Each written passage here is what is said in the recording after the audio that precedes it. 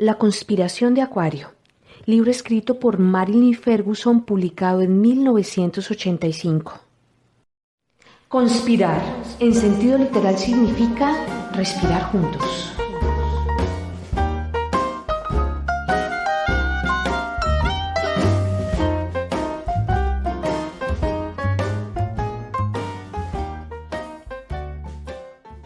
El modelo de transformación norteamericano. En nuestra mano está comenzar el mundo de nuevo. Thomas Paine, Commonsense 1776. Aunque veladamente, es trasunto de la Tierra Celestial. William Blake, América 1817. El día 4 de octubre de 1976 millones de norteamericanos, unidos ante la televisión, tuvieron una experiencia cumbre colectiva, mientras contemplaban a una flota de airosos veleros deslizarse serenamente por el puerto de Nueva York. Muchos se sintieron conmovidos por una indefinible sensación de armonía y esperanza, al participar por unas pocas horas en la visión y en las promesas tempranas de su nación, restos de aquel sueño de unidad, de oportunidades y de servicio a la santa causa de la libertad, como Jefferson la llamó. Durante aquel verano, la prensa europea no dejó de resaltarla. Importancia de la experiencia norteamericana, en palabras del London Sunday Telegraph. De no haber alcanzado el éxito, la idea de la libertad individual no habría sobrevivido al siglo XX. En Zúrich, el Neue Zeitung decía: el bicentenario norteamericano celebra el éxito del mayor suceso histórico de la historia moderna. El faro alumbrado en 1976, vuelto a encender y robustecido de nuevo de muchas maneras entre las que la autocrítica puritana no fue la menos importante, ha durado hasta hoy. El Dagens Nyheter de Estocolmo observaba que los norteamericanos no están ligados entre sí por lazos sociales o culturales, familiares o de lenguaje, cuanto por el sueño norteamericano en cuanto tal. Pero, debemos preguntarnos, ¿el sueño norteamericano, de quién es? Porque ese sueño es como un camaleón. Ha cambiado una y otra vez. Para los primeros inmigrantes, América era un continente por explorar y por explotar, un puerto para los considerados indeseables y para los disidentes un nuevo comienzo. Gradualmente, el sueño fue convirtiéndose en una imagen ascética e idealizada de la democracia, en correspondencia con una inveterada esperanza de justicia y autogobierno. Pero rápidamente, demasiado rápidamente, ese sueño se metamorfoseó en una visión expansionista, materialista, nacionalista e incluso imperialista, de riqueza y de dominación, de paternalismo, por un destino manifiesto. Y sin embargo, incluso entonces, no faltaba el polo opuesto de la visión trascendentalista: dignidad, riqueza espiritual, el despliegue de las dotes individuales. También ha habido sueños populistas, en los que un gobierno norteamericano benevolente consigue una igualdad duradera entre la gente por medio de la redistribución de la riqueza y las oportunidades. Hay asimismo sueños de rudo individualismo e ideales de fraternidad extendida de mar a mar. El sueño de la conspiración de Acuario en Estados Unidos, como el de los padres fundadores y el de los trascendentalistas norteamericanos de mediados del siglo pasado, es crear una estructura favorable a una expansión no materialista, autonomía, despertar, creatividad y reconciliación.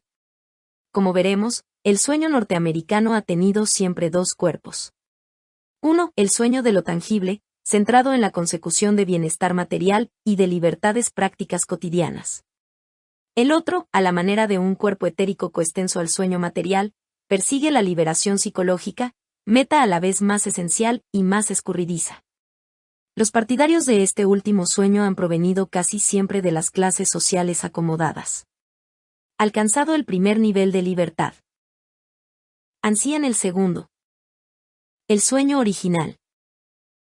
Hemos olvidado hasta qué punto aquel sueño original era radical, hasta qué punto fueron realmente audaces los fundadores de la democracia. Ellos sabían que estaban configurando una forma de gobierno que suponía un reto a todos los presupuestos de la aristocracia y a todas las estructuras del pesado aparato de poder de la historia occidental. Los revolucionarios echaron mano de todos los medios de comunicación a su alcance. Mantenían relacionadas sus propias redes a base de un infatigable intercambio epistolar. Jefferson llegó a diseñar un instrumento con 5 plumas unidas entre sí, con objeto de escribir simultáneamente varias copias de sus cartas. Esparcían las nuevas ideas por medio de panfletos, semanarios, campañas, almanaques y sermones. Como señala el historiador James MacGregor Burns, formularon también sus protestas en forma de apelaciones al rey enviadas por barco a través del Atlántico después de una conveniente publicidad doméstica en sus propios pueblos. Casi nadie confiaba en el éxito del levantamiento norteamericano. Millares de colonos emigraron al Canadá o se escondieron en los bosques, seguros de que los ejércitos reales dejarían hechos trizas a los regimientos coloniales. Ni tampoco la lucha por la independencia contaba con la mayoría de la población, ni siquiera teóricamente. Los historiadores estiman que alrededor de un tercio apoyaba la independencia, otro tercio era partidario de mantener los lazos británicos, y el otro tercio era indiferente. La guerra norteamericana ha terminado, escribía Benjamin Rush en 1787, pero no sucede en absoluto lo mismo con la Revolución norteamericana. Por el contrario, apenas sí ha terminado el primer acto del gran drama. La revolución no solo continuaba, como decía Rush, había precedido a la confrontación militar.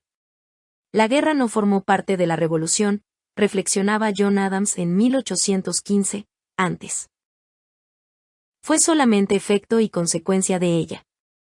La revolución estaba ya en la mente del pueblo. Ese cambio radical en los principios, opiniones, sentimientos y afectos del pueblo fue la verdadera revolución norteamericana. Mucho antes de que sonara el primer disparo, la revolución había comenzado. Mucho después de declararse el armisticio, seguía trastocando las vidas. Aunque rara vez se menciona en las historias de la revolución norteamericana, muchos de los principales revolucionarios provenían de una tradición de fraternidad mística. A excepción de unas pocas huellas, como los símbolos que figuran en el reverso del sello oficial de la nación y en los billetes de banco, queda poca evidencia de ese influjo esotérico, rosacruces, masones, tradición hermética. Ese sentimiento de fraternidad y de liberación espiritual jugó un importante papel en el ardor de los revolucionarios y en su empeño por establecer la democracia. Comienza un nuevo orden de cosas, dice el reverso del sello oficial, y los revolucionarios lo decían de veras. La experiencia norteamericana fue conscientemente concebida como un paso trascendental en la evolución de la especie. Thomas Paine, en un panfleto inflamatorio llamado Common Sense, afirmaba: la causa de América es en gran medida la causa de toda la humanidad. Los trascendentalistas, el sueño se extiende. A principios y mediados del siglo XIX los trascendentalistas reafirmaron y corroboraron ese segundo sueño. Como veremos en el capítulo 7, repudiaron la autoridad tradicional en favor de la autoridad interna. Autonomía quería decir para ellos confianza en sí. Veían el trascendentalismo como una secuencia lógica de la Revolución norteamericana, consideraban la liberación espiritual como la contrapartida de las libertades garantizadas por la Constitución de los Estados Unidos. La autonomía individual era para ellos más importante que la lealtad a cualquier gobierno. Si la conciencia no estaba de acuerdo con la ley, la desobediencia civil era procedente, según Thoreau. Los trascendentalistas, con sus nuevas ideas, constituían una supuesta amenaza para el antiguo orden de cosas, pero las ideas no eran nuevas. Lo nuevo era el propósito de aplicarlas a la sociedad. Los trascendentalistas eclécticos habían bebido no solo en las tradiciones cuáquera y puritana, sino también en los filósofos griegos y alemanes y en las religiones orientales. Aunque se les reprochaba su desprecio por la historia, respondían que la humanidad podía liberarse de la historia. Pusieron en tela de juicio las concepciones de la época en todos los dominios: religión, filosofía, ciencia, economía, arte, educación y política. Se anticiparon a muchos de los movimientos surgidos en el siglo XX.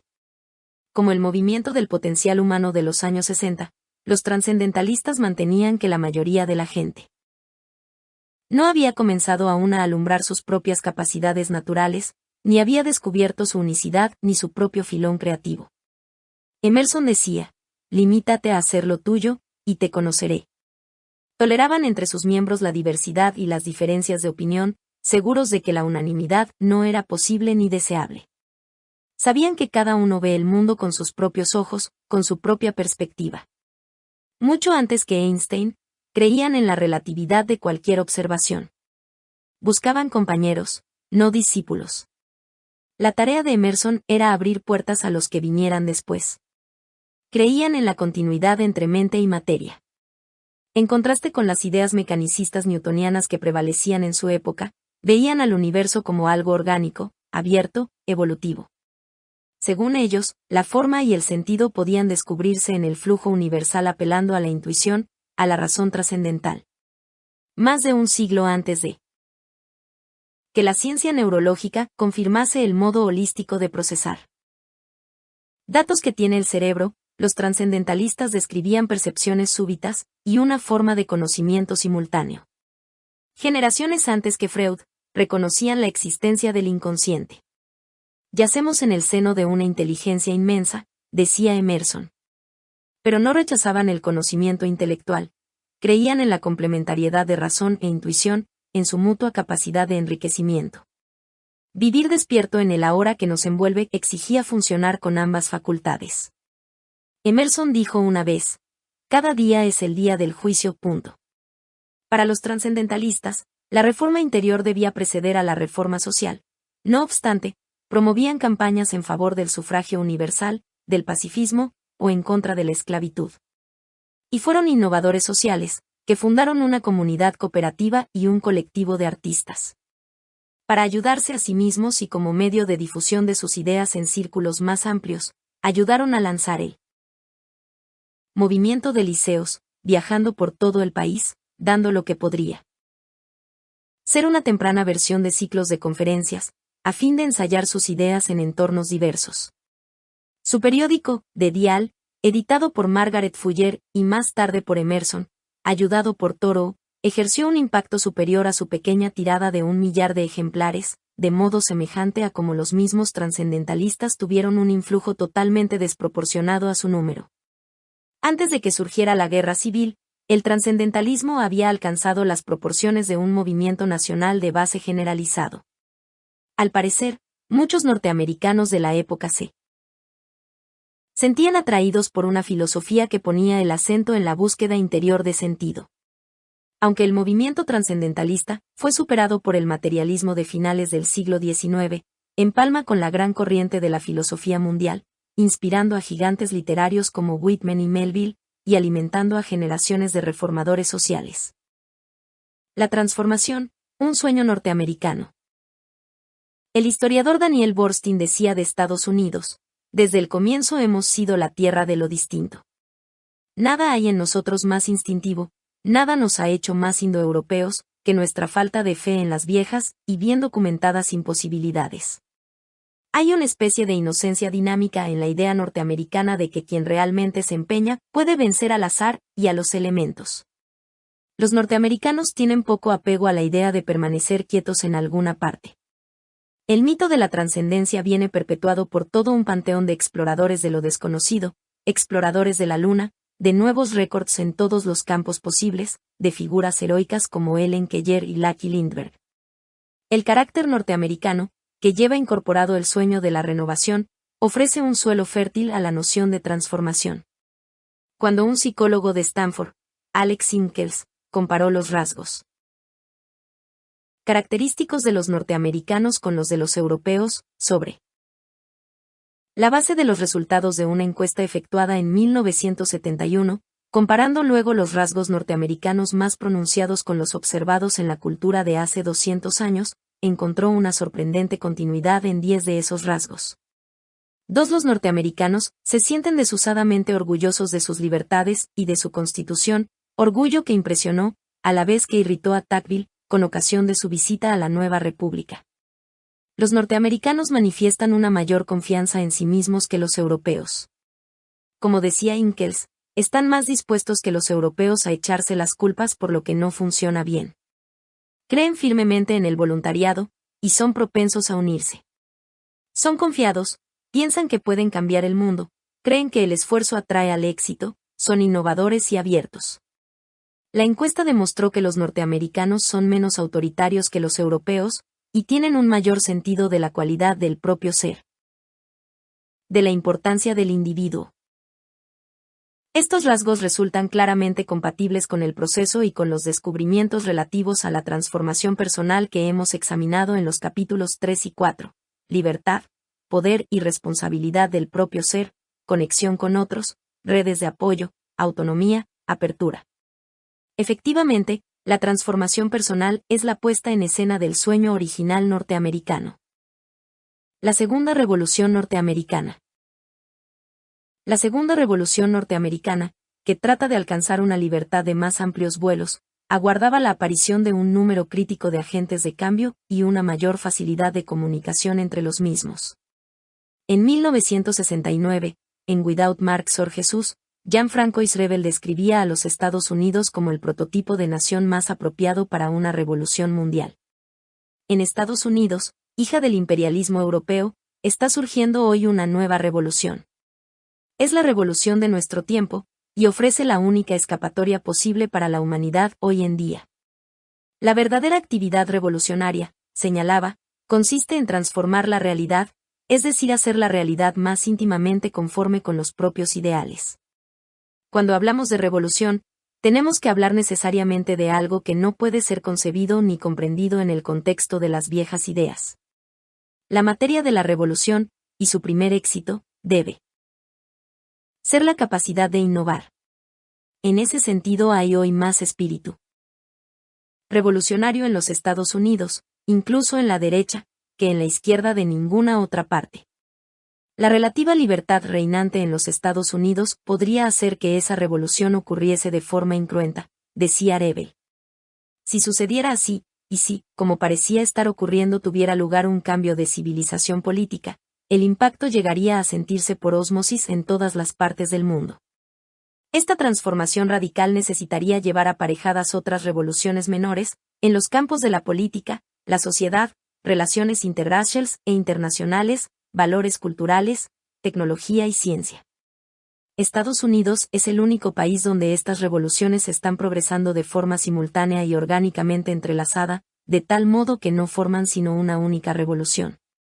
Debe haber también una crítica interna de las injusticias, de la administración de los recursos materiales y humanos, y de los abusos del poder político. Por encima de todo, debe haber una crítica de la misma cultura, moralidad, religión, costumbres, arte. Y debe haber una exigencia de respeto para la singularidad individual, que considere a la sociedad como medio para el desarrollo individual y para la fraternidad. Lo mismo que el trascendentalismo, la revolución de Rebel comprendería la liberación de la personalidad creativa y el despertar de la iniciativa personal, en oposición al horizonte cerrado de otras sociedades más represivas. Los problemas vendrían de las clases privilegiadas, advertía, lo cual es lógico en toda revolución.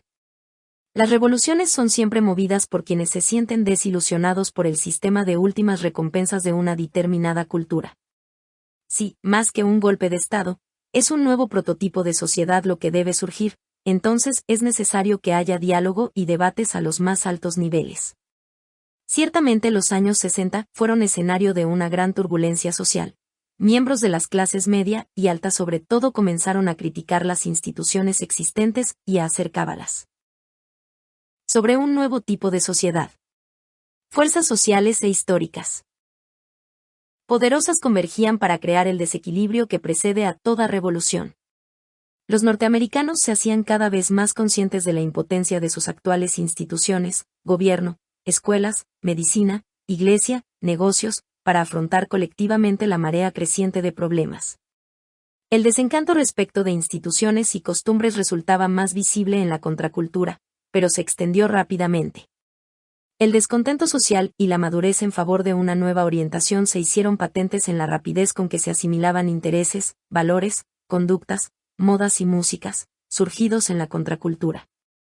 Oleadas sucesivas de protesta social reflejaban un escepticismo creciente con respecto a la autoridad, y una mayor sensibilidad respecto de las contradicciones de la sociedad, como la yuxtaposición de pobreza y abundancia, de penuria y consumismo. Hubo marchas, encierros, sentadas, conferencias de prensa, motines callejeros. Movimiento en pro de los derechos civiles, movimiento antibelicista, Movimiento en favor de la libre expresión, movimiento ecológico. Panteras grises, vigilias antinucleares de oración, protestas de los contribuyentes, manifestaciones en favor y en contra del aborto. Todos los grupos calcaban sus estrategias sobre las de sus predecesores, incluidas toda suerte de tácticas para llenar los periódicos de la mañana. Entretanto, el creciente interés por los psicodélicos venía a ensamblarse con la cobertura informativa acerca de los nuevos descubrimientos sobre los estados alterados de conciencia, provenientes de la investigación sobre la meditación y el biofeedback. Training. 4. Los descubrimientos relativos al cuerpo-mente que subrayaban una conexión extraordinaria entre estado mental y estado de salud, servían de contrafuerte al interés por el potencial humano. Otra serie de fenómenos importados, como la acupuntura, venían a cuestionar aún más los modelos occidentales sobre el funcionamiento de las cosas.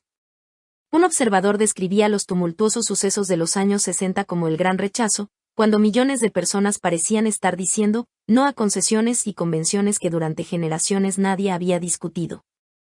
Era como si estuvieran poniendo por obra la profecía de Edward Carpenter de que probablemente llegaría un tiempo en que grandes cantidades de gente se alzarían en contra del conformismo irreflexivo, de la burocracia, de la guerra, del trabajo deshumanizador, de las enfermedades innecesarias. Con el descubrimiento de aquellas regiones de la mente, en donde se trasciende el pequeño yo local, los seres humanos crearían un programa de renovación de la sociedad. Para el historiador William M. C. Lublin, los años 60 marcaron el comienzo del cuarto gran despertar de Estados Unidos, cuyo trastrocamiento y revitalización cultural debe extenderse hasta los años 90.5. Estos despertares periódicos, que suceden más o menos en cada generación, no son periodos de neurosis sino de revitalización social. Son terapéuticos y catárticos no patológicos. Son resultado de una crisis de sentido. Los cauces que ofrece la cultura ya no se ajustan a las creencias y al comportamiento de la gente. Aunque el despertar se manifiesta primeramente en malestares individuales, acaba por producir un cambio en la visión global de toda la cultura.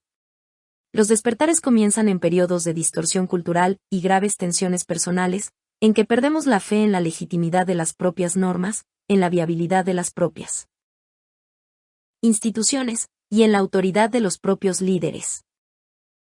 La historia norteamericana, según M. C. Lublin, se comprende mejor como un movimiento milenarista, impulsado por una visión espiritual cambiante.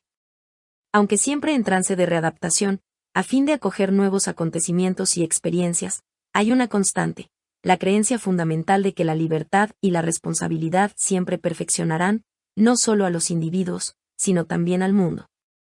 Este sentimiento de tener un objetivo común sagrado, y que algunas veces condujo a la agresión en el pasado, se ha transformado en este cuarto despertar en un sentimiento de la unidad mística de todo el género humano y del poder vital inherente a la armonía entre los seres humanos y la naturaleza. M. C. Lublin llama la atención sobre el modelo de cambio social formulado por el antropólogo Anthony C. W. Wallace en un ensayo aparecido en 1956. Según Wallace, la gente perteneciente a una cultura determinada descubre periódicamente que no puede seguir transitando por sus trazados específicos, que no les sirven las pautas y senderos que hasta entonces habían guiado a sus predecesores. Las viejas señales y creencias consuetudinarias no se ajustan a la experiencia actual. Como las soluciones caen fuera de los márgenes aceptados de pensamiento, todo deja de funcionar. Unas pocas personas al principio, y gran cantidad de ellas después, dejan de comportarse en la forma aceptada y comienzan a generar un clima de intranquilidad política.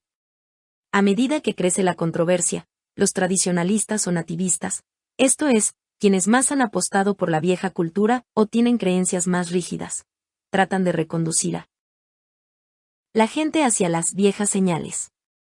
Confundiendo los síntomas con las causas, se dedican a sancionar y castigar los nuevos comportamientos.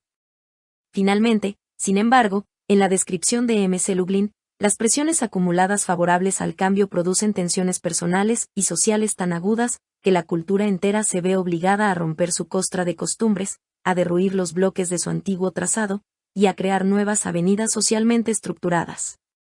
El consenso se convierte entonces en la nueva señal, esta es encarnada al principio por los miembros más flexibles de la sociedad, deseosos de experimentar nuevos trazados y estilos de vida.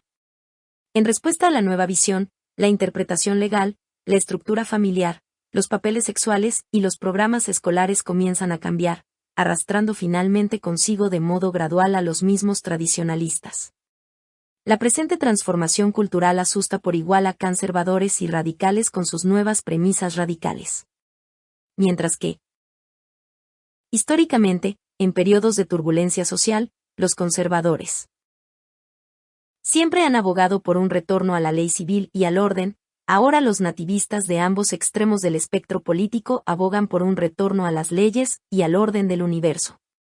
La etiqueta a la moda que se aplica a la disidencia psicológica, equiparable a la acusación general de antinorteamericanismo en los años 50, es la de narcisismo. Las críticas meten en un mismo saco a quienes buscan respuestas en su interior y a hedonistas y cultistas, de un modo semejante a como los seguidores de McCarthy equiparaban a los disidentes políticos con criminales, drogadictos y homosexuales. Siempre hay alguien que trata de devolvernos a alguna antigua fidelidad, vuelta a Dios, a la antigua religión simplista de otros tiempos. Vuelta a lo básico, a una educación simplista. Vuelta al patriotismo simplista. Y ahora se nos quiere devolver a una racionalidad simplista, que está en contradicción con la experiencia personal y con la vanguardia de la ciencia. Las comunicaciones, sistema nervioso. En un periodo de inquietud, las cuestiones y alternativas planteadas por una minoría, los desafíos a la autoridad y a los valores establecidos, pueden extenderse rápidamente a toda la cultura. Las comunicaciones de una sociedad, al servir a la vez de amplificadores del malestar y de las nuevas opciones, actúan en forma muy semejante a un sistema nervioso colectivo. En este sentido, la tecnología que en un tiempo parecía traicionarnos al arrastrarnos a un futuro deshumanizado, se convierte en un medio poderoso de interconexión humana. En el momento actual, decía Gertrude Stein en 1945, Estados Unidos es el país más viejo del mundo, porque fue el primer país en asomarse al siglo XX. Los Estados Unidos, con su sofisticada tecnología de comunicaciones y su historial como experta en difundir noticias y promover imágenes nuevas, ofrecían en efecto el escenario lógico para los estadios iniciales de la revolución que Goebbels había predicho. Así como la transformación se construye sobre la base de la más amplia conciencia e interconexión en el cerebro de cada individuo, así también la imaginación social se ha visto exquisita, aunque dolorosamente, vivificada por una red nerviosa de sensibilidad electrónica. Nuestra conciencia se aúna en torno al gran drama humano, escándalos políticos, guerra y pacificación, disturbios, accidentes, dolor, humor. Y así como la física moderna y las filosofías orientales están introduciendo en Occidente una visión del mundo más integral, así también el flujo del sistema nervioso que componen los medios de comunicación está creando conexiones en nuestro cerebro social. Los circuitos electrónicos se están orientalizando a Occidente, decía Marshall M. Selwan no hace mucho. Lo fijo, lo distinto, lo separado, el legado de Occidente, está siendo reemplazado por lo fluido, lo unificado, lo fusionado. Esas vías nerviosas transmiten en vivos colores nuestros sobresaltos y dolores, nuestros momentos altos y bajos, nuestros aterrizajes en la luna y nuestros crímenes, nuestras frustraciones, tragedias y futilidades colectivas, el hundimiento de nuestras instituciones. Amplifican el dolor que sufren partes alienadas de nuestro cuerpo social. Ayudan a romper el propio círculo cultural, por encima de fronteras y usos horarios, haciéndonos vislumbrar cualidades humanas universales que muestran a las claras la propia estrechez de miras y la mutua interdependencia. Nos proporcionan modelos de trascendencia, virtuosos de este o aquel instrumento, atletas, supervivientes valerosos en incendios o inundaciones, heroísmo cotidiano. Nuestro sistema nervioso colectivo refleja como un espejo la propia decadencia. Estimula a nuestro cerebro derecho con música, dramas arquetípicos y sensaciones visuales sorprendentes. Como si llevara un diario de los propios sueños, toma nota de nuestras fantasías y pesadillas para ponernos delante lo que más tememos, lo que más deseamos. Si se lo permitimos, la tecnología puede sacarnos de nuestro secular sonambulismo. Max Lerner comparaba a la sociedad con un gran organismo dotado de sistema nervioso propio.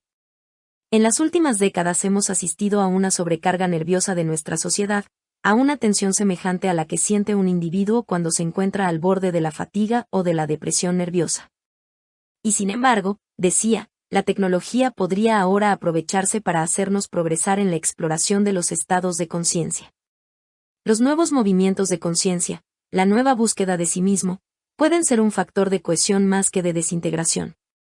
No solamente la vasta red formada por la televisión comercial, la radio y los periódicos proporcionan las conexiones de ese sistema nervioso en expansión, sino también ese otro saber que componen las innovaciones de la televisión pública, pequeñas emisoras de radio, pequeñas editoriales, cooperativas de revistas de pequeña tirada. Asistimos a una proliferación de boletines, semanarios, revistas, libros editados por sus propios autores. Los distintos barrios cuentan con establecimientos y equipos de imprenta rápida, las bibliotecas y supermercados ofrecen facilidades para hacer fotocopias. El ciudadano medio tiene acceso a cassettes y videocasetes, a relojes electrónicos, a computadoras domésticas, al uso en régimen cooperativo de líneas telefónicas nacionales de larga distancia, a equipos baratos de composición electrónica. Todo el mundo puede hoy día convertirse en Gutenberg. Nos comunicamos incluso por medio de pegatinas y camisetas estampadas. Además, nuestra inclinación nacional al autocuestionamiento ha evolucionado cada vez más hacia la búsqueda interior, y esto no solo por medio de manuales de psicología popular o de autoayuda, siempre al alcance de la mano, sino acudiendo incluso a las fuentes originales, a la literatura de transformación. Los libros de Teilhard, cuya publicación estuvo prohibida en vida de su autor, se venden ahora por millones. Abraham Maslow, Carl Jung, Aldous Huxley, Hermann Hesse, Carl Rogers, Krishnamurti, Theodor Herzog y Carlos Castañeda se venden, apenas sacados del horno, en las estanterías de libros de bolsillo en los grandes almacenes. Y hay publicaciones de todas clases sobre la nueva era, programas de radio, boletines, listas de organizaciones y recursos, páginas amarillas, manuales y revistas nuevas que tratan de la conciencia, los mitos, la transformación, el futuro. Se imprimen miles de libros sobre espiritualidad en ediciones de bolsillo.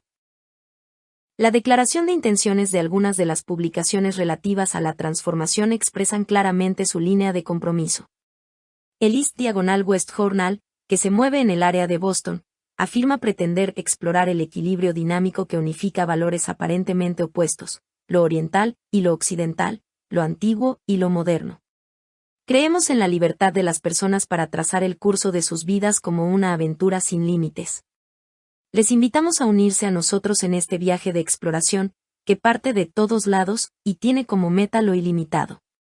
La Fundación New Dimensions de San Francisco, que patrocina un programa sindical de radio dedicado fundamentalmente a visitar a los principales portavoces del tema de la transformación, ha creado una audiorevista basándose en cintas cassette seleccionadas entre los miles de horas de entrevistas grabadas desde 1973. New Dimensions se propone comunicar la visión y las habilidades infinitas del potencial humano. Usar los medios de comunicación para la presentación de nuevas ideas, oportunidades, opciones y soluciones, fomentar una mayor comunicación en torno a la naturaleza del cambio personal y social. Si hemos de soñar con un sueño norteamericano más amplio, tenemos que ir más allá de nuestra propia experiencia, de un modo muy semejante a como los autores de la Constitución se sumergieron en las ideas políticas y filosóficas de otras diversas culturas, y a como los trascendentalistas esbozaron su visión de la libertad interna sintetizando intuiciones presentes en la literatura y en la filosofía universal. Por encima de todo, necesitamos desprendernos de toda actitud cínica y dualista, por inapropiada. La confianza en la posibilidad de cambio y el sentimiento de la interconexión existente entre todos los aspectos de la vida son esenciales para la transformación social. Las civilizaciones declinan, decía Toynbee, no tanto por causa de invasiones u otras fuerzas exteriores, sino a causa del endurecimiento interior de las ideas. La minoría creativa de élite, en otro tiempo vivificadora de la civilización, ha sido gradualmente sustituida por otra minoría, aún dominante, pero que ha dejado de ser creativa. La creatividad requiere constante transformación, experimentación, flexibilidad. El cinismo, como estado crónico de desconfianza, es la antítesis de la apertura necesaria para formar una sociedad creativa.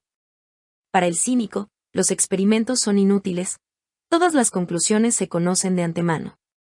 Los cínicos anticipan las respuestas, sin siquiera haber calado lo suficientemente hondo como para conocer las preguntas. Cuando se sienten desafiados por verdades misteriosas, se dedican a ordenar los hechos. Así como, para ajustarnos a la realidad, necesitamos desprendernos de las viejas ilusiones y filosofías y de la vieja ciencia, así también todo país, para poderse transformar, todo país que quiera renovarse, necesita poner en cuestión una y otra vez sus propias tradiciones. Por encima del mar de fondo de las crisis, por encima de las guerras y los movimientos sociales, las depresiones, los escándalos y las decepciones, los Estados Unidos se han mantenido abiertos al cambio de forma permanente. En una entrevista por televisión mantenida en 1978, Rebel, valorando el potencial actual de transformación de Estados Unidos, contestó que los Estados Unidos son todavía el país más revolucionario del mundo, el laboratorio de la sociedad. Todos los experimentos, sociales, científicos, raciales, intergeneracionales, están teniendo lugar en los Estados Unidos. La antigua esperanza del viejo mundo es un mundo nuevo, un lugar donde poderse rehacer, donde empezar de nuevo una nueva vida, libre del peso de identidades pasadas y de limitaciones irritantes. El historiador Sevan Woodward decía, la serie de libros europeos relativos a Estados Unidos es enorme y sigue creciendo. Muchos de ellos son especulativos, están mal informados, son apasionados o mitificantes. Se refieren a unos Estados Unidos en los que se espera, en los que se sueña, a los que se desprecia, o a los que instintivamente se teme. Con los que se sueña, y a los que se teme. La mera posibilidad de rehacer nuestro destino en alguna parte es, de alguna forma, amenazadora, lo mismo que la noticia de que existen métodos de exploración interior. Os digo que el mar está dentro, decía el poeta Peter Levy. Que el nuevo espíritu es más azul que la historia o cualquier conocimiento. Europa está diciendo buenas noches en nuestra vida. California, laboratorio de transformación. Nos protegemos frente al cambio, e incluso frente a la esperanza del cambio, con una especie de cinismo supersticioso. Y sin embargo todo cambio necesita alimentarse de esperanza. Cuando los hermanos Wright estaban intentando hacer volar el Kitty Hawk, un periodista diligente se dedicó a entrevistar a los habitantes de su pueblo natal Dayton, en Ohio. Un viejo dijo que si Dios hubiese querido que el hombre volase, le habría dado alas, y más aún, si alguna vez alguien llega a volar, desde luego no será de Dayton. 70 años más tarde conseguía despegar el Gossamer Condor, primera máquina autopropulsada por el hombre. Había sido construido y había conseguido volar en California, pero ningún californiano se sintió sorprendido. Si alguna vez alguien llega a volar, será un californiano. California, nombre originario de una isla mítica, ha sido realmente la isla del mito en los Estados Unidos, un santuario protector del sueño. Amenazado. Brillante y dorado espectáculo de California, lo llamaba Walt Whitman. Veo que ha de realizarse en ti con certeza la antigua promesa milenaria que se ha ido postergando hasta ahora. La nueva sociedad, por fin. Abriendo el paso a la humanidad en toda su anchura, la verdadera América. Si los Estados Unidos son libres, California lo es más. Si los Estados Unidos están abiertos a la innovación es el segundo nombre de California. No es tanto que California sea diferente del resto del país, sino que lo es más, observaba un escritor ya en 1883. California es un anticipo tanto de los cambios de paradigma como de los gustos y modas del país. En 1963 el crítico social Remy Nedoux predijo que California sería pronto no ya la vanguardia, sino el manantial de la cultura norteamericana. Si los californianos están creando una sociedad nueva, su repercusión en el resto del país puede ser algo más que incidental. California le parecía una especie de taller de forja del carácter nacional. Al haber dejado atrás las inhibiciones sociales de sus lugares de origen, los californianos son prototípicamente norteamericanos en proceso de fabricación. Lo que los norteamericanos comienzan a ser, los californianos ya lo son. California, decía Nedoux, es un espejo milagrosamente fiel, a veces terrorífico, en el que pueden estudiarse reflejados todos los males y todos los bienes del país. California no encierra solamente un gran peligro, sino también una gran esperanza. En ninguna otra parte los conflictos entre libertad individual y responsabilidad social alcanzan tal grado de agudeza, ni encuentran un terreno más abierto para su enfrentamiento. La esencia de la experiencia democrática se prueba en el laboratorio de California. Custodia del mito nacional, California.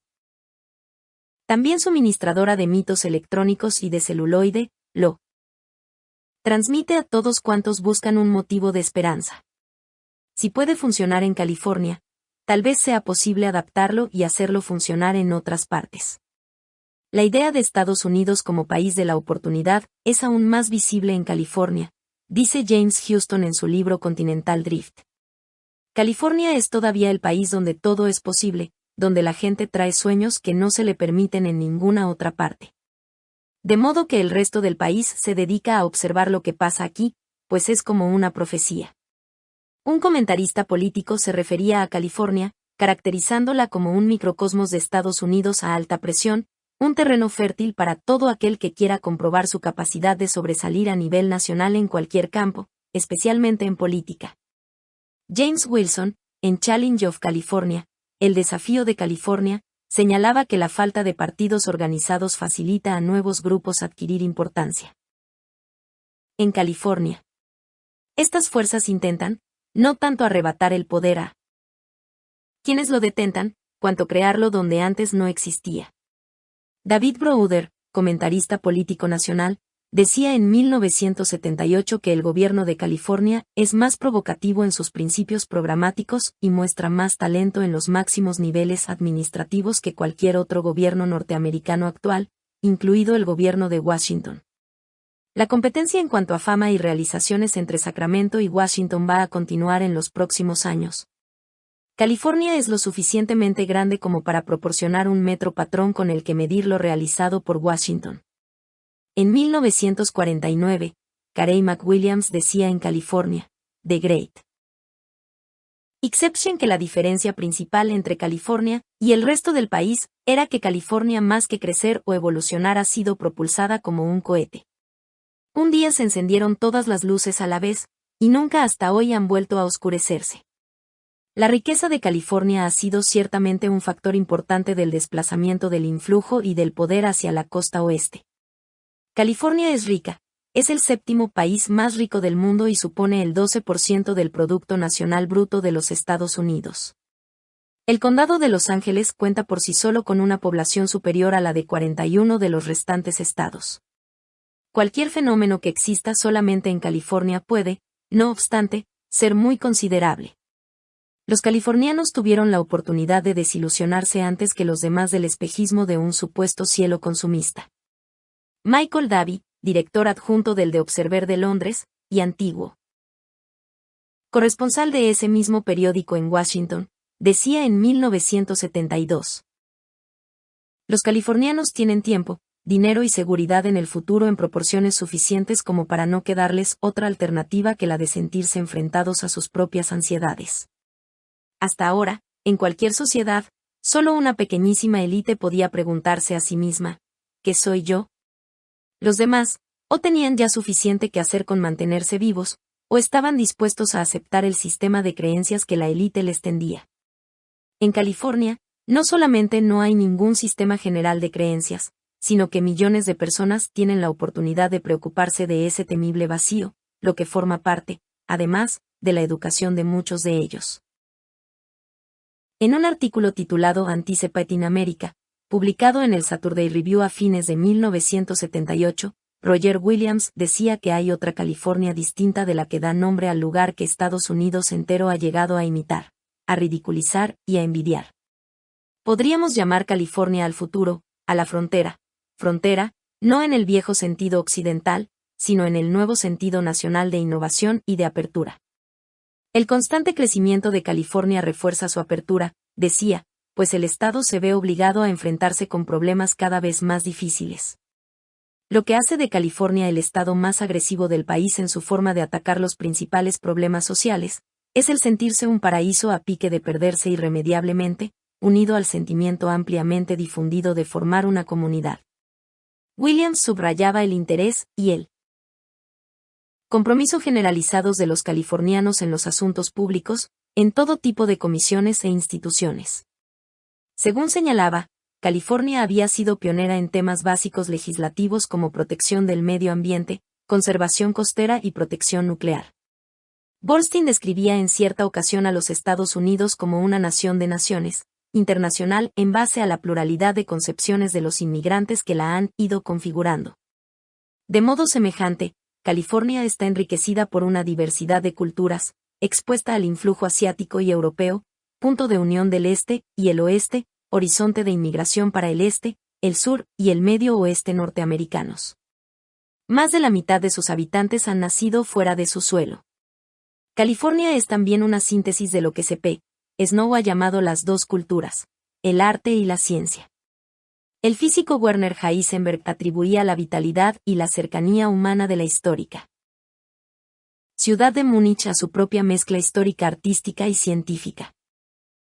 California supone esa misma mezcla en los Estados Unidos.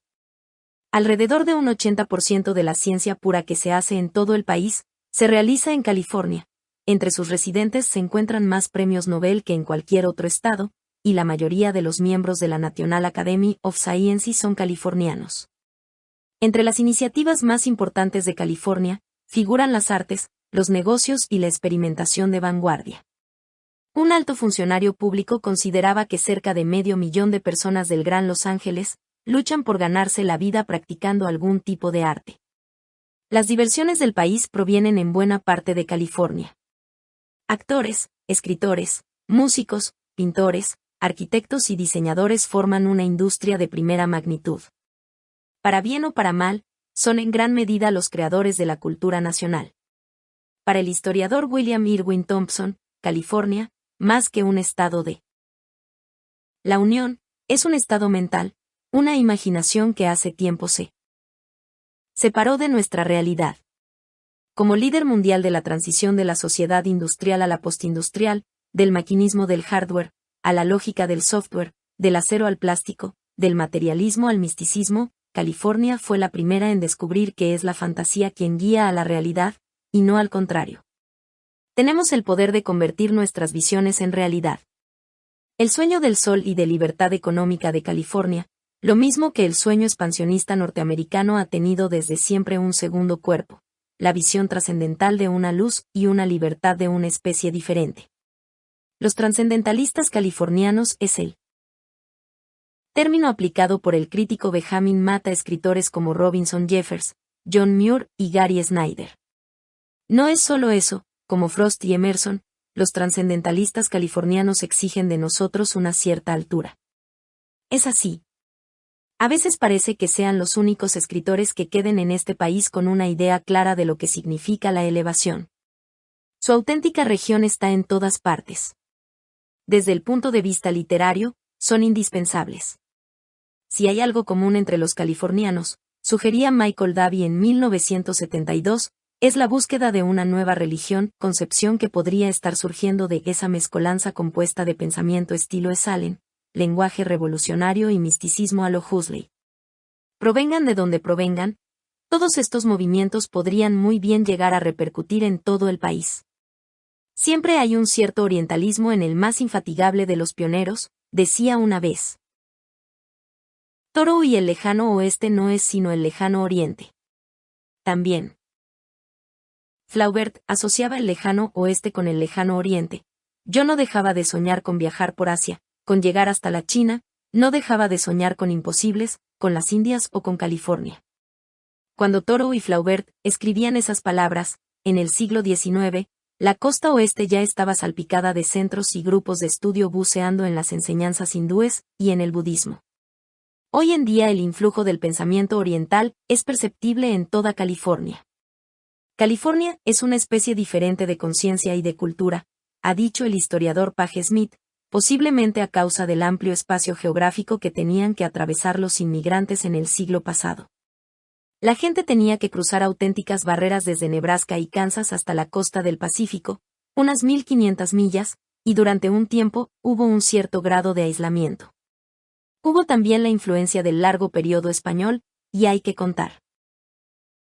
Además, la proximidad de México, el clima suave, la fresca sensación. De comienzo común a todas las poblaciones inmigrantes y la ausencia de tradición.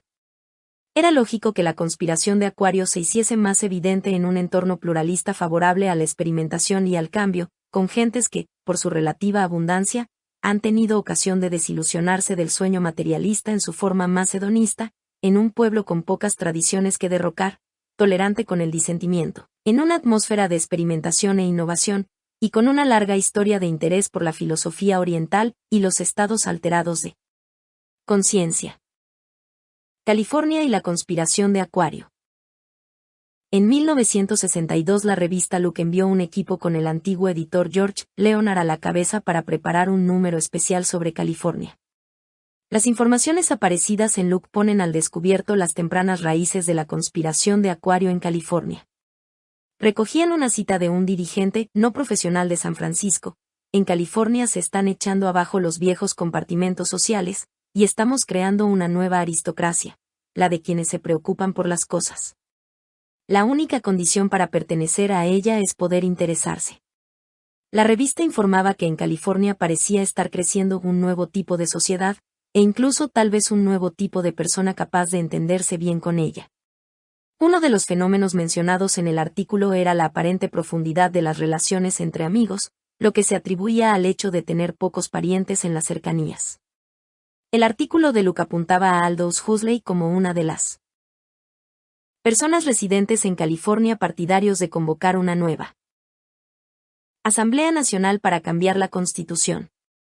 Muchos californianos están celebrando de algún modo asambleas constituyentes, decía la revista, en centros como el de Santa Bárbara, Centro para el Estudio de las Instituciones Democráticas, el Centro para el Estudio Avanzado de las Ciencias del Comportamiento de Palo Alto, y el Instituto de Investigación de Stanford, en los consejos directivos de grandes corporaciones y equipos de planificación, a nivel oficial estatal y municipal, y a veces incluso en los cuartos de estar de urbanizaciones habitadas por gentes venidas no hace mucho tiempo de Iowa, Meno, Georgia. Los californianos están convencidos de que todo aquel que quiere intentarlo puede ayudar a modelar el futuro, seguía la revista, que citaba a Alan Watts: los moldes tradicionales de relación, basados en la cercanía local, están fuera de lugar. Los viejos modos de pensar están siendo demolidos. Lo que no se puede apreciar desde el este, es que se están creando otros nuevos patrones. Por los años 50 y 60, Aldous Huxley, que vivía entonces en Los Ángeles, figuraba entre quienes animaron a Michael Murphy y a Richard Price a tomar la decisión de abrir Esalen en 1961, centro residencial en el área de Big Sur en California, y entre quienes ayudaron a alumbrar en buena parte lo que luego se conoció como movimiento del potencial humano. Entre quienes dirigieron seminarios en Esalen en los 3 primeros años figuraban Gerald Ear, Alan Watts, Arnold Toynbee, Laine Spaulding, Norman O. Brown, Carl Rogers, Paul Tillich, Rollo May y un joven estudiante recién graduado llamado Carlos Castañeda. Ejemplo típico de la profunda tranquilidad de aquellos días, la niebla caída una tarde de 1962 sobre la traicionera autopista de la costa que atravesaba Big Sur, obligaba a Abraham Maslow, que había partido de vacaciones, a buscar refugio en la casa más cercana. Maslow se metió por un camino lateral sin señalizar, entre una maraña de arbustos, en busca de alojamiento para pasar la noche. Llegaba justamente a tiempo a Esalen, donde un grupo de estudio se disponía a desembalar una caja que contenía 20 copias de su último libro. La vinculación de Maslow con Esalen supuso un importante enlace entre redes de una y otra costa. Y en 1965 George Leonard y Michael Murphy unían sus fuerzas. El relato de Leonard del primer encuentro de ambos y su colaboración subsiguiente delata el entusiasmo intelectual y el cariz visionario de los primeros días del movimiento. Y revela también la génesis de muchos malentendidos sobre su significado. En 1964 y 1965 Leonard estuvo viajando por todo el país, trabajando en lo que pensaba iba a ser el tema más importante de su carrera.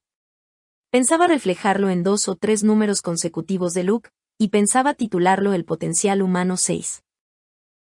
Mucha gente me había mencionado a un joven bastante misterioso llamado Michael Murphy, que dirigía un instituto aparentemente inclasificable en la costa salvaje de Big Sur, en el centro de California. Me habían dicho que Murphy, como el protagonista de El filo de la navaja, de Mom, había ido a la India en busca de la iluminación, y que había vivido 18 meses en el ashram de Aurobindo en Pondicherry. El instituto era, al parecer, una especie de foro de nuevas ideas, especialmente aquellas que combinan la sabiduría de Oriente y Occidente. Oí decir que el primer libro publicado por Esalen había aparecido con el título de un ciclo de conferencias dado por Aldous Huxley en 1961, Potencialidades humanas. Leonard recordaba así su primer encuentro. La cena fue mágica. Murphy tenía un conocimiento enciclopédico de la filosofía oriental, y hablaba de ella como si fuese una historia deliciosa de suspenso y aventuras. Tenía un acusado sentido histórico y una visión convincente del futuro. Pero Murphy no era de esa clase de buscadores de gurú que se pueden reconocer a veces en la vaga mirada de sus ojos. Su Sanasiete tenía un sabor decididamente norteamericano. Podía vérsele con frecuencia llevando un traje abrigado, pero nunca una airosa túnica blanca. Después de cenar fuimos en coche hasta mi casa y seguimos hablando durante horas. La confluencia de mentes y de ideas era extraordinaria. Cada uno aportaba, de sus conocimientos acumulados, justamente lo necesario para encajar con lo que el otro decía. Mientras Murphy había estudiado filosofía oriental y psicología humanística, yo me había dedicado a estudiar los movimientos sociales y políticos en los Estados Unidos. Su encuentro tuvo lugar en un momento especialmente vivido de la historia de la nación, recuerda Leonard. Lyndon Johnson estaba intentando sacar adelante un idealista proyecto de ley sobre los derechos civiles, así como su guerra contra la pobreza. El país vivía una sensación de cambio de conciencia a medida que proliferaban los movimientos sociales, liberación sexual, movimiento en favor de la libre expresión, interés por los derechos de los chicanos y los indios norteamericanos, y sobre todo el movimiento de los derechos civiles encabezado por Martin Luther King. En el espíritu de aquella época, resultaba natural pensar en términos de movimientos. Así como el movimiento de los derechos civiles iba a derribar las barreras entre las razas, y con ello también otros tipos de barreras, el movimiento del potencial humano ayudaría a derribar las barreras entre la mente y el cuerpo, entre la sabiduría oriental y la actividad occidental, entre el individuo y la sociedad, y de esa forma también entre la limitación y la potencialidad del propio ser. Pronto Leonard, Murphy y otros estaban no solo organizando cursos en régimen de estancia en Esalen, sino buscando la manera de aplicar a la sociedad, en su más amplia acepción, las intuiciones del nuevo movimiento del potencial humano. Percibían su importancia para la educación, para la política, para el cuidado de la salud, para las relaciones interraciales y para la planificación urbana. Personalidades notables de muy distinta mentalidad como B. F. Skinner y S. I. Hayekawa dirigieron seminarios en Esalen a finales de 1965, junto a Watts, Carl Rogers, J. B. Rain y otros. Leonard decía: fue una época de gran actividad. Will Schutz y Fritz Perls se vinieron a vivir a Esalen. Proliferaron nuevos métodos. La residencia de Esalen se convirtió en un carnaval de innovaciones. En 1967 el instituto abrió una sucursal en San Francisco para ocuparse de problemas urbanos. Uní mis fuerzas con las del destacado psiquiatra negro Price Capps y organizamos maratones de confrontación interracial. Y lo mejor de todo, oh días dichosos y dorados, es que todo esto sucedía sin que apenas nadie se preocupase de observarnos. Luego llegaron los medios de comunicación, los reportajes por radio y televisión, los artículos de revistas, los libros y hubimos de enfrentarnos con las contradicciones, las paradojas y los dolores de corazón que inevitablemente acompañan a cualquier desafío serio a la homeostasis cultural. La sección educativa del Times incluyó a fines de 1967 un artículo de Leonard sobre Esalen, considerado por él bastante objetivo, y la United Press International informó de la mudanza de Esalen a San Francisco. Pero lo que vino a provocar la avalancha fue un notable artículo aparecido en el número del New York Times Sunday Magazine del día 31 de diciembre de 1967. Yo sabía para entonces que buena parte del mundo de la información recurría a un método muy simple de comprobación y certificación de la realidad. No podía afirmarse que fuera real hasta que no hubiera aparecido en el New York Times. Y si ese algo aparecía en el Times con tintes favorables, podía apostarse que no solo era real sino que era merecedor de ulterior información. De modo que ahí estaba el gozo como precio de Leo Lidweg, artículo en el que su autor hablaba de su propia experiencia personal en un grupo de encuentro de 5 días de duración dirigido por Will Schutz, y especulaba sobre las ideas de Salem. El artículo cumplía con el tono de escepticismo inicial e ironía final requeridos, pero en general resultaba positivo. A los pocos días de su publicación, todos los editores de Nueva York eran bombardeados con peticiones de hacer una historia, una muestra o un libro sobre ese extraño lugar de la costa de California y sobre el movimiento al que estaba sirviendo de base. En Esalen, la publicidad no fue bienvenida.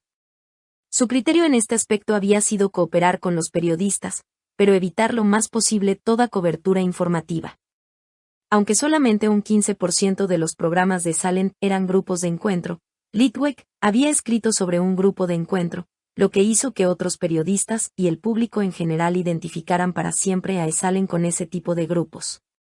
Algunos periodistas, confusos ante la abundancia de ideas nuevas de Salem, que sobrepasaban su capacidad de esquematización, optaban por el escepticismo.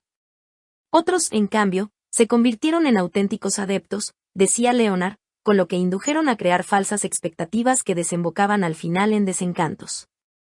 Los centros de potencial humano comenzaron a brotar por todo el país de forma inevitable. En diversas ocasiones Murphy y Price eran abordados por personas que querían afiliarse a Esalen y hacer uso así de este nombre en sus propios centros. Ellos rehusaban, pero les animaban activamente a hacerles la competencia. La nueva sociedad en formación tenía pilares espirituales difíciles de identificar. Jacob Needham, reflexionando en 1973 sobre sus primeros años en California, decía: tal como era yo entonces, nunca podría haberme puesto a escribir este libro, The New Religions. Incluso aparte de mis convicciones intelectuales, estaba toda la cuestión de California. Como toda persona trasplantada del este, me sentía constreñido a no tomar demasiado en serio nada de California. Desde luego no sentía ninguna necesidad de comprender a California. Para mí era un lugar con una falta absoluta de experiencia de limitación. Todavía no pretendo comprender a California, pero sí estoy seguro de que no se la puede juzgar con ligereza desde ningún punto de vista. Hay algo aquí que lucha por nacer. Me gustaría poder afirmar con claridad qué es lo que sucede en California, que hace que tanta gente en ella, y no solo los jóvenes, sean tan sensibles a la dimensión cósmica de la vida humana. Pero el hecho innegable es que a lo ancho y a lo largo de toda la costa oeste no se aprecia esa especie de intelectualismo que se encuentra en las ciudades del este, intelectualismo enraizado en la concepción europea de la mente humana como algo autónomo, exterior a la naturaleza. En cualquier caso, lo que los californianos han dejado atrás no es la realidad, sino Europa. Empecé a darme cuenta que mi idea de la inteligencia era una noción europea moderna, la mente, desvinculada de la emoción, desencarnada, aristocráticamente estructurada. Me di cuenta que había juzgado a California por su carencia del elemento europeo. La conspiración de Acuario, no hace falta decirlo, se nutre sobre todo de California. 8 sus agentes del área de Boston, Cambridge, de Nueva York y Washington, London, Denver, Minneapolis, Houston, Chicago, y de otros cientos de ciudades más pequeñas, se reagrupan de vez en cuando en California en busca de ánimo y apoyo. La Magna Conferencia sobre la Conciencia, inventada en California a principios de los años 70, fue un instrumento perfecto al servicio de esa interfecundación nacional.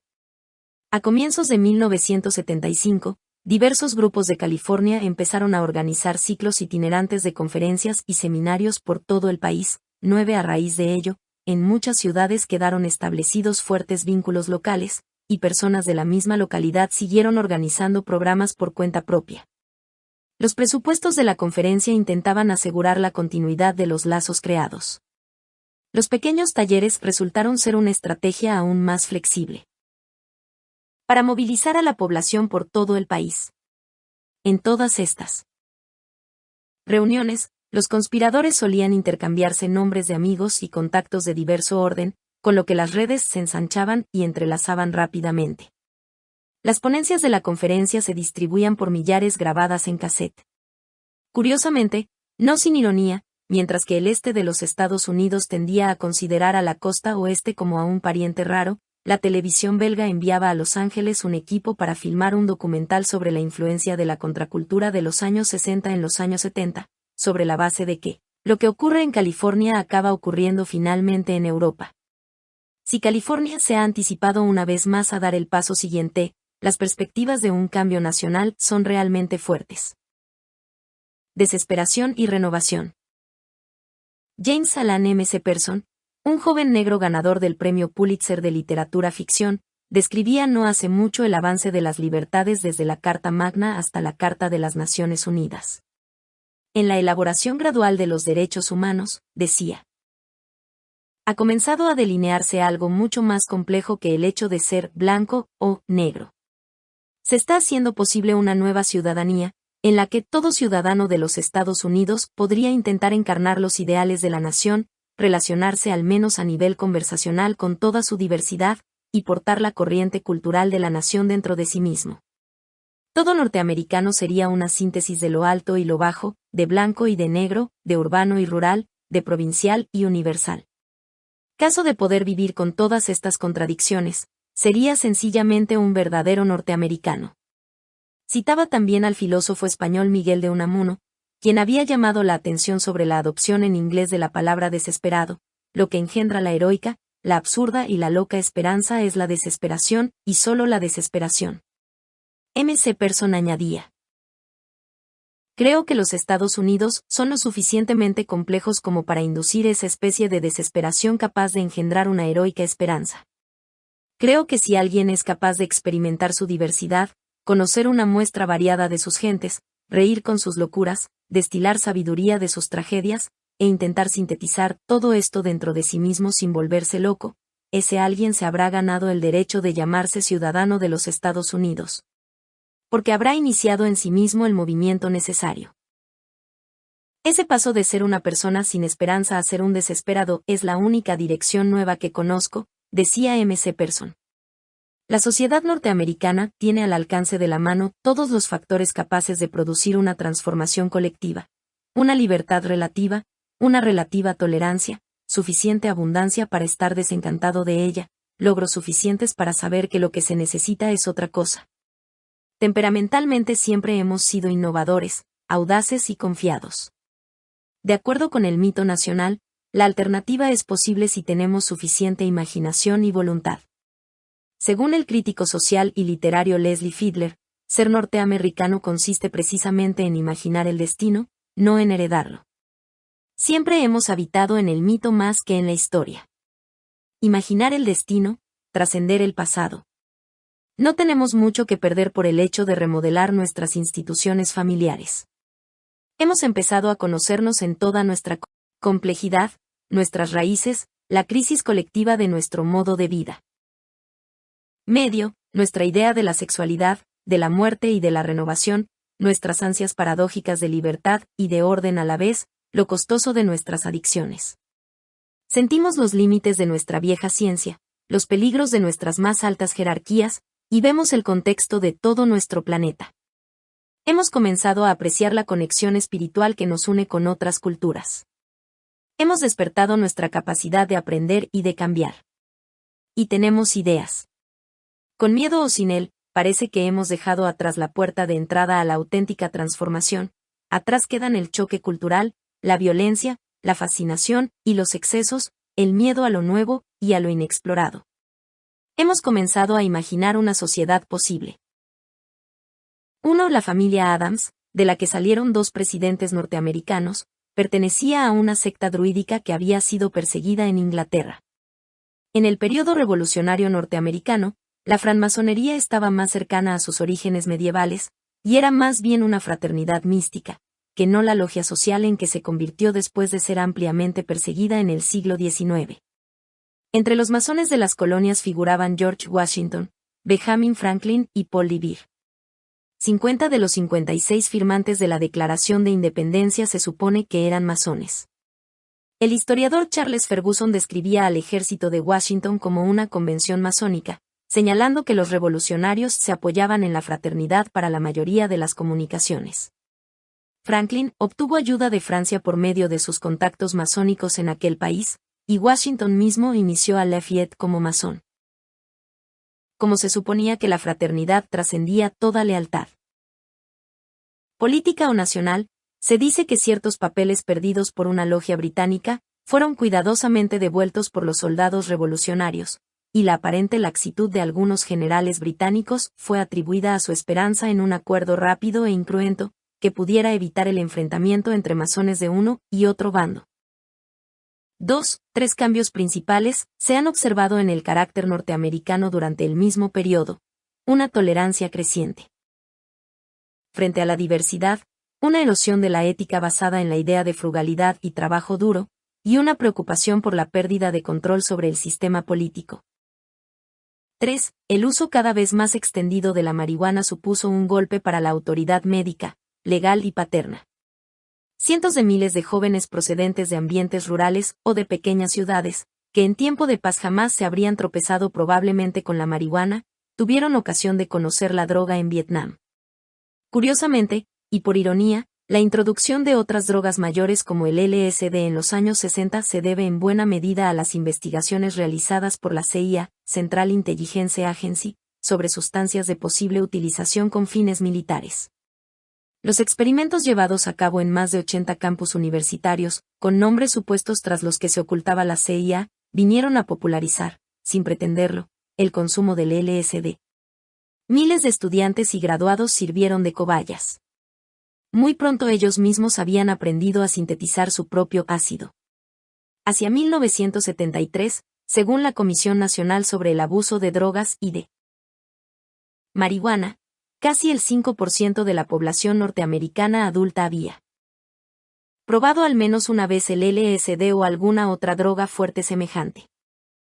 4. En el capítulo siguiente se hace una referencia más amplia a este sistema de aprendizaje. N del T. 5. El despertar del puritanismo, 1610 a 1640, fue anterior al establecimiento de la Constitución monárquica inglesa. El primer gran despertar en América, 1730 a 1760, condujo a la creación de la República Norteamericana. El segundo, 1800 a 1830, a la consolidación de la Unión y al surgimiento de la democracia participativa jacksoniana. El tercero, 1890 a 1920, al rechazo de la explotación capitalista indiscriminada y al comienzo del estado del bienestar. Este cuarto parece dirigido al rechazo de la explotación indiscriminada de la humanidad y de la naturaleza y a la conservación y optimización de los recursos naturales del mundo. 6. El artículo de Leonard, que tenía al final cerca de 20.000 palabras, no llegó a publicarse nunca. Luke decidió que era demasiado largo y teórico. 7. Sadhana, itinerario espiritual. N del T. 8. Aunque casi la mitad de cuantos respondieron al cuestionario de la conspiración de Acuario viven ahora en California, la mayoría nacieron en el este o en el medio oeste. El papel de California y sus inmigrantes como catalizadores de la transformación social se admitía claramente en la invitación a la conferencia sobre el renacimiento de California, celebrada en Sacramento en 1979 bajo los auspicios de la Asociación de Psicología Humanística. Los participantes debían atender al significado, promesas y peligros inherentes a la experiencia de California en orden a la evolución personal y planetaria. 9. Dos de las primeras conferencias semejantes, es interesante notarlo, fueron patrocinadas por la Lockheed Corporation. Tuvieron lugar en 1971 en la zona de San José, e intervinieron científicos y físicos.